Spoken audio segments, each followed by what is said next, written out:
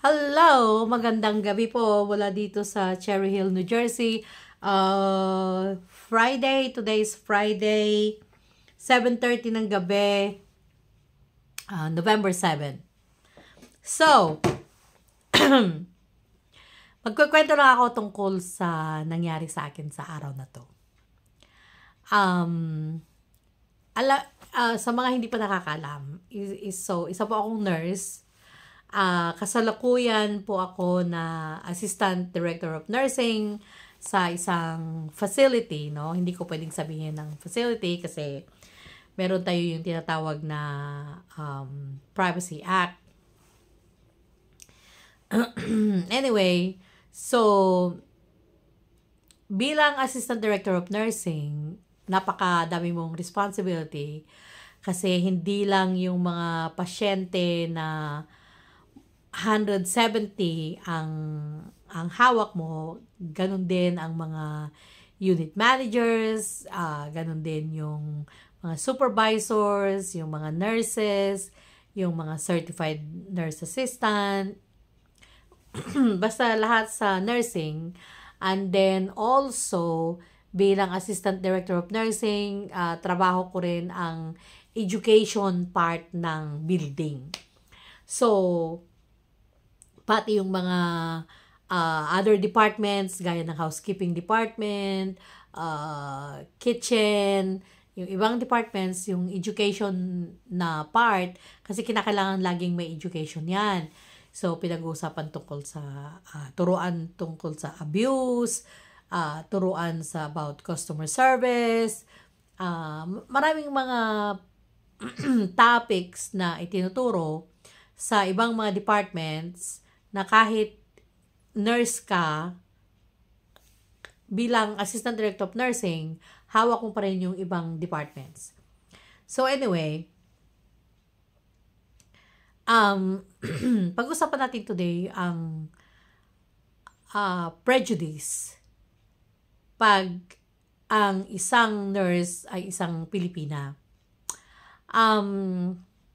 Maraming mga Filipino nurses dito at ako mismo, sa tagal ko na sa management ng nursing, ang mga nurses ko is mga Pilipino, wala akong problema. Kasi alam ko na gagawin lahat, walang kapalpakan. So, hindi ko naman sinasabi na yung iba is ganon, pero ayokong sabihin yun, no? Ang gusto ko lang sabihin na kapag Pilipino ang nurse ko is I know na everything that I will ask or everything that is expected is magagawa. So, because of that, marami ang mga may-ari dito ng mga nursing homes is gusto-gusto ang mga Pilipino na kaya with my dalawang company dito na malalaking company, ang mga nasa leadership ng nursing department is mga Pilipino. Yung mga VP ng clinical services, yung mga regionals, yung mga corporates, mga Pilipino. So, ganon ang paniniwala ng mga may-ari ng mga company ito sa mga Filipino nurses. Kasi nga, yun ang sinasabi ko na ang isang Pilipina na nurse lalo at nag-aral sa Pilipinas or lumaki sa Pilipinas, andun kasi yung work ethics ng mga Pilipino at gagawin talaga lahat ang pwedeng gawin, extra mile. Wala kang masasabi pag ang nurse mo ay isang Pilipina, kaya marami ang mga nasa matataas na posisyon. Ang mga Filipino nurses lang na hindi nalagay sa mga matataas na posisyon is because they don't like it. Ayaw nila. Yun. Yun lang ang dahilan because ayaw nila. Ayaw nila ng stress. Ayaw nila ng gusto lang nila, gawin lang nila yung trabaho nila 8 hours or 12 hours, uwi, and that's it. So, yun lang. Kaya yung mga ibang mga Pilipino, hindi sila nakalagay sa mga management position is because ayaw nila. It's not because they cannot do it, pero dahil ayaw nila. So, by saying that, marami din ang mga naiinggit sa mga Filipino nurses, na marami din ang kasama yung nangyari, yung kaibigan ko si Red ang nagbigay sa akin noon na ang isang sa ano yata yun nakalimutan ko, parang sa Los Angeles yata yun, na may nag-complain na isang hindi Pilipino na nurse, kinomplain niya yung hospital, bakit ang napropromote is yung Pilipina na nurse. So, na-bypass siya at yung Pilipina na nurse ang na-promote. Alright, anyways, yun lang ang gusto kong sabihin na examples na marami sa mga Filipino nurses is nagkakaroon ng matinding promotion, and doon lang na hindi na-promote is because they don't want to take positions. That's all. And so, ibalik tayo sa kwento, bilang isang assistant director of nursing sa trabaho ko ngayon, na may nambastos sa akin. Dahil malaki ang hinala ko na kung bakit ako binabastos-bastos ng taong ito is because may pagka-prejudice siya sa mga Pilipino. Kumbaga, yung dahil Pilipina ka is mababang tingin sa'yo. May mga ganong cases kasi na naranasan ko na, at ito yon yung isang example na pinaratangan ako na ako sa totoo lang, ako, ang ginagawa ko sa trabaho, bumibili ako, gamit ko ang sarili kong pera. Bumibili ako ng mga Victoria's Secrets na mga spray, yung body spray, at mahal din po yun So, bumibili ako ng mga sprays na to, at binibigay ko as a gift sa mga staff na alam ko na karapat-dapat bigyan. From my own money, hindi ako kumukuha, hindi ko pinapa-reimburse sa company, I use my own money. Ganun ang leadership ko, na sa akin is kung karapat-dapat na bigyan ng pabuya ang mga nagtatrabaho under you, is bigyan. Ganun ako, kahit sa simpleng pamamaraan, hindi necessarily na mahal, but something na ma-appreciate nila. Para nang sa ganun is parang maipakita mo lang na na-appreciate mo yung ginagawa ng mga nagtatrabaho, yung mga co-worker mo. So, may isang department head na sinabihan ako kanina.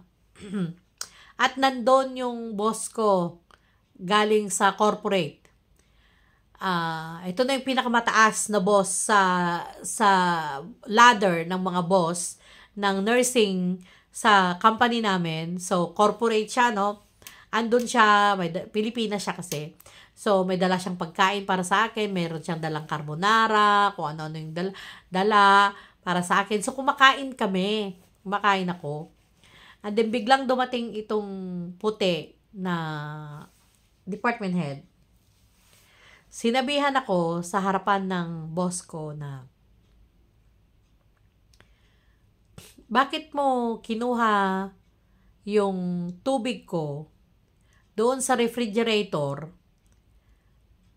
Bakit ka kumukuha na lang ng gamit na hindi naman sa'yo at binubuksan mo ang refrigerator ng hindi sa'yo?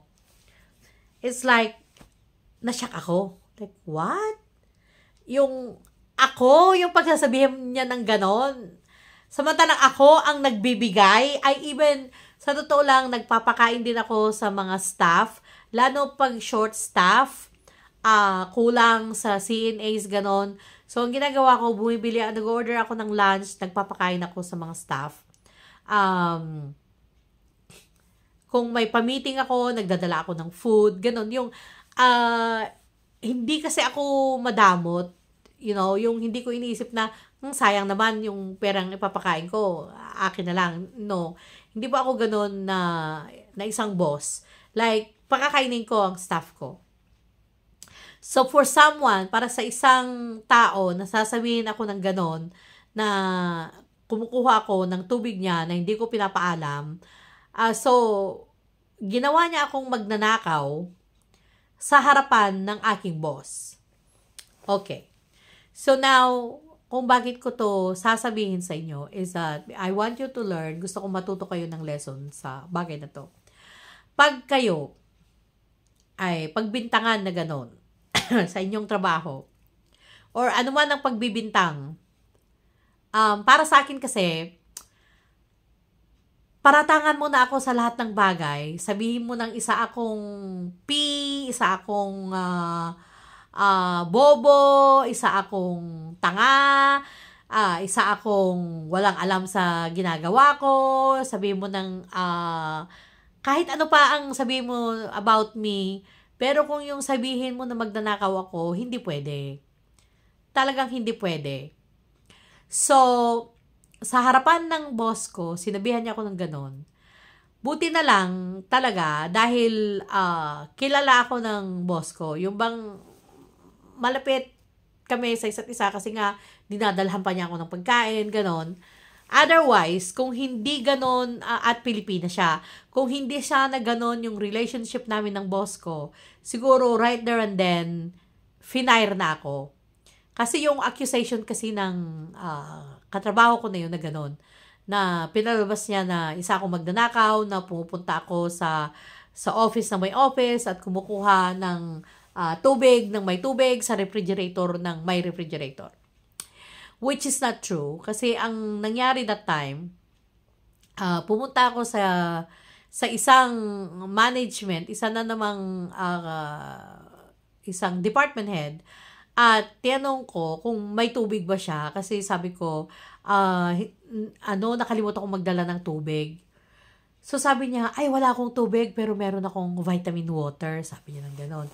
Sabi ko, sige, thank you. Though, binigay niya sa akin, kumuha siya from the fridge, binigay niya sa akin. Sabi ko, thank you, papalitan ko to. Sabi ko ng ganon. Kasi marami akong vitamin water dito sa bahay. 2 case ng vitamin water ang meron ako dito sa bahay. So, sabi ko, papalitan ko. So, yun nga ginawa ko kaninang umaga. Nagdala ako ng vitamin water. Kaso, wala yung yung nagbigay sa akin nun. Kaya nilagay ko lang sa table. And then, nilagay ko sa isang staff niya. Sabi ko, pakisabi sa boss mo na ito na yung tubig na kapalit ng binigay niya sa akin nung isang araw. So, para pagsabihan ka ng ganon, sa harapan ng corporate, it is not good. So, yun ang isa yun na sabi ko nga, dahil may pagka-prejudice siya, dahil Pilipina ako, dahil hindi naman niya binabastos ang iba. So, pangatlo ng third strike na kasi ito na ginawa niya sa akin na yung iba, pag makita niya ako, masalubong niya ako, iiling-iling. Tapos, pangalawa, sinarduhan niya ako ng pintuan. So, kumbaga, okay, strike 1, strike 2. The third strike, hindi ko na ito mapapalampas kasi pinagsabihan ako magnanakaw. So, sa pagkakataon na yon, pwede ka kasing umalma. Pero, hindi ko ginawa. Nagpakahinahon ako. Sabi ko, in-explain ko na, no, I didn't take that from the refrigerator. Binigay sa akin yan nung pumunta ako sa office na yun. So, pero ang iniisip ko, HR ko na to. Sabi ko, dadalhin ko na to sa HR. So, but because it is already very late and it's Friday, so weekend bukas, wala na yung HR. And then, so ang ginawa ko na lang, nag-email ako at nag-file ako ng complaint sa HR. So, today is Friday at nangyari yun kanina. So, I will know kung ano ang magiging resolution sa Monday pag mabuksan na nila yung email yun ng HR. Yun lang ang isa na tandaan natin sa mga pagkakataon na ganon, na huwag kayong aalma at bababa sa level ng taong umaaway sa inyo kasi it's not worth it. Unang-una, ako yung may lisensya at kung ako ay inaway ko siya at umalma ako, baka ako pa yung mawawalan ng lisensya. Wala siyang lisensya, yung trabaho niya, hindi naman niya kinakailangan ng lisensya eh. Ako, yung lisensya ko, pinaghirapan ko, at hindi ko basta-basta hahayaan na ang lisensya ko is mawawala or masisira ng dahil lang sa pagiging prejudice, pagiging isang kagaya ng taong ganon na mababa ang tingin sa mga Pilipino. Tignan nga natin ang Tagalog.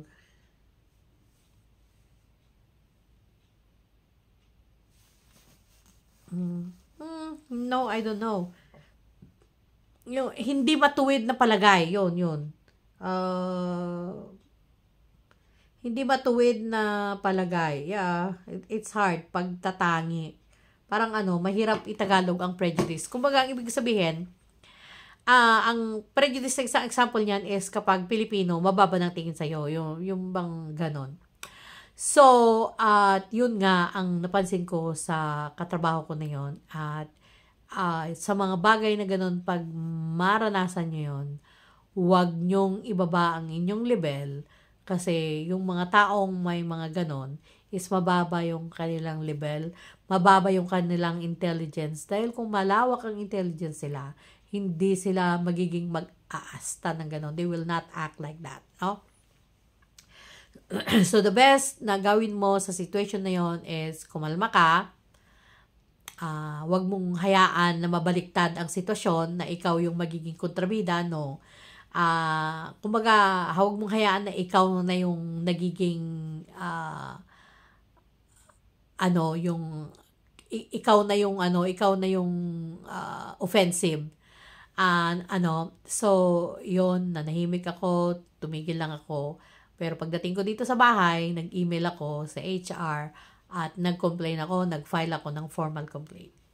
So, it's a good lesson na matutunan nyo. Kaya ako sinasabi to nang sa ganun is huwag nating hayaan, huwag nating hayaan na tapak-tapakan ang ating mga pagkatao, pero gawin natin sa mas maayos at mas magandang paraan.